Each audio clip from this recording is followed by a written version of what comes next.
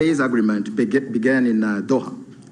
We will lend our full support in the weeks ahead to Qatar's mediation efforts led by Minister of State Mohammed Al-Khulaifi to secure a peace agreement between the DRC government and the AFC M23. This process is already well underway. Today's agreement also builds on the African-led peace initiatives, which are ably led by the African Union facilitator, President Faure Gnassingbé of Togo.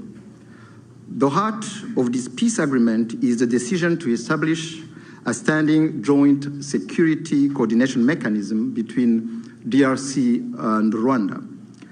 The first order of business is to begin implementing of the concept of operations for the neutralization of the FDLR, to be accompanied by a lifting of Rwanda's defensive measures. This is grounded in the commitment made here for an irreversible and verifiable end to state support for FDLR and associated militias. That is the bedrock of peace and security in our region.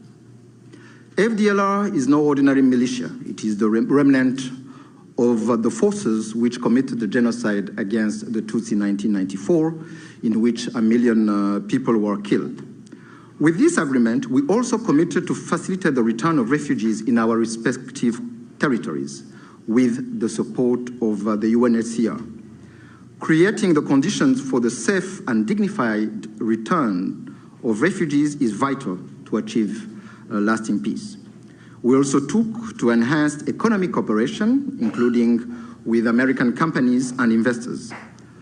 Shared growth and cross-border cooperation will unlock tangible dividends for both our countries.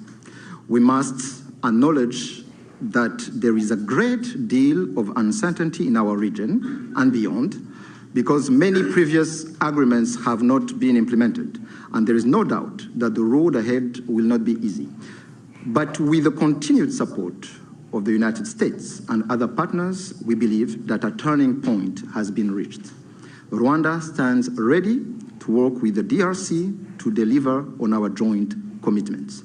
To conclude, allow me to once again express Rwanda's appreciation to all who have contributed to this milestone. Thank you.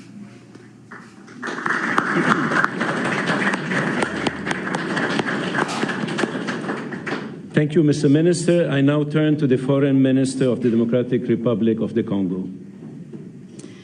Mr. Secretary of State, the Honorable Senator Marco Rubio, Dr. Massad Boulos, Senior Advisor for African Affairs, His Excellency Mr. Mahmoud Ali Yusuf, Chairperson of the African Union Commission, His Excellency Mr. Olivier Nduhungirehe, Minister of Foreign Affairs of the Republic of Rwanda, His Excellency Dr. Mohammed bin Abdulaziz Khulaifi, Minister of State at the Ministry of Foreign Affairs of the State of Qatar, His Excellency Mr. Robert Dussey, Minister of Foreign Affairs of the Republic of Togo, Senators, Excellencies, distinguished guests, and to all Congolese citizens following this movement, wherever you may be. 2 months ago in this very room, we signed a Declaration of Principles, a first tangible step to break with deadlock and chart a path towards peace. Today, that choice takes shape and sustained efforts have come to fruition. With this peace agreement, we open a new chapter, one that calls not only for commitment, but for the courage to see it through. By signing this agreement, we reaffirm a simple truth. Peace is a choice, but also responsibility, to respect international law, to uphold human rights, and to protect the sovereignty of states. Those who have suffered the most are watching. They are expecting this agreement to be respected, and we cannot fail them. This agreement builds on the efforts of many. First and foremost, we want to express our sincere gratitude to His Excellency President Donald J. Trump for his commitment to this peace process. His leadership kept this process focused and goal-oriented, and that from day one. This was further characterized by the quality and resolve of the entire U.S. team, illustrated by the critical support of Senator Rubio and Dr. Boulos. We salute His Excellency President Félix-Antoine Tshisekedi Tshilombo for choosing the harder path, a peace rooted in principle and in the dignity of our people. We thank President João Lourenço of Angola, facilitator of the Luanda process, for laying critical foundations. We are also grateful to the State of Qatar and to His Highness the Emir, whose leadership was instrumental in convening the first direct meeting between our two heads of states in March, a courageous step that laid the groundwork for dialogue. Qatar has since facilitated further talks in Doha and remained a principled and steady partner throughout this peace effort. The African Union, through its chairperson and the appointed facilitator, His Excellency Faure Gnassingbé of Togo, have anchored this process in African ownership. Finally, we thank the negotiating team of both the DRC and Rwanda for their perseverance and devotion. This moment has been long in common and children of safety, dignity, and a sense of future. For the Great Lakes region, it offers a rare chance to turn the page, not just with words, but with real change on the ground. Some wounds will heal, but they will never fully disappear. They may grow over, but the skin will forever remain thin and frail, and deep down, the flesh will still remember. At times, we will feel numb, and at others, we will feel a sudden pang that will remind us of what was lost forever. The scars we carry on our bodies and in our souls will remind us of what must never be forgotten, repeated, or accepted. A few days ago in Kinshasa, a coalition of women's organizations shared a clear message with me. Nous ne voulons pas d'une paix d'élite. Nous voulons une paix réelle, vécue, partagée et construite avec nous. We do not want a peace shaped by elites. We want a peace that is real, lived, shared, and built with us. To our fellow citizens in the East, this agreement was signed with you in mind. It provides for the disengagement of armed forces, the protection of civilians, the return of displaced persons and of refugees under government authority, and establishes a follow-up mechanism to ensure compliance. These are not just words on paper. They must now be translated into action with justice, accountability, and political will. This peace agreement is the starting point, not the end goal. It must now be followed by disengagement, justice, and the return of displaced families, and the return of refugees, both to the DRC and Rwanda.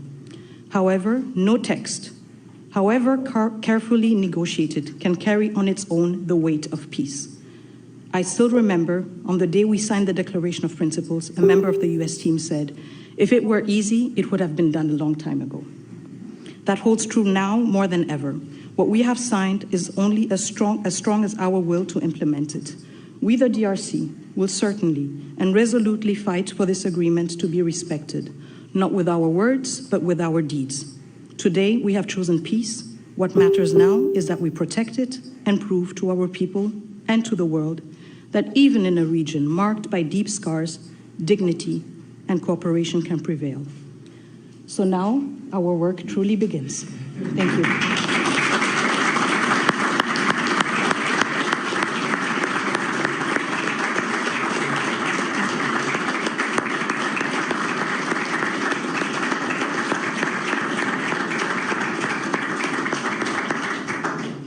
Thank you, Madam Minister. It's now my honor to invite the parties to sign the peace agreement to be witnessed by Secretary Rubio.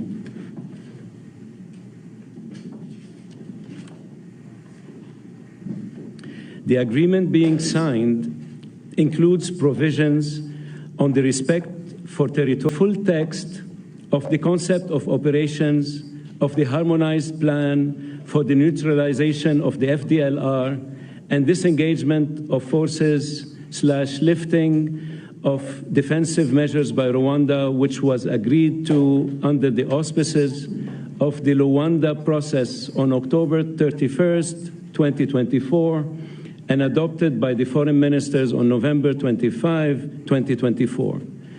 With the parties' signatures today, the agreement immediately enters into force. Thank you very much. Congratulations.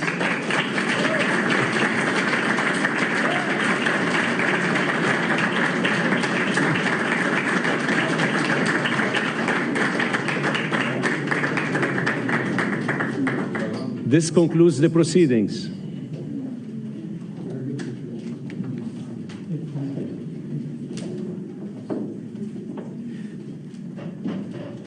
Kindly stay seated while the parties depart.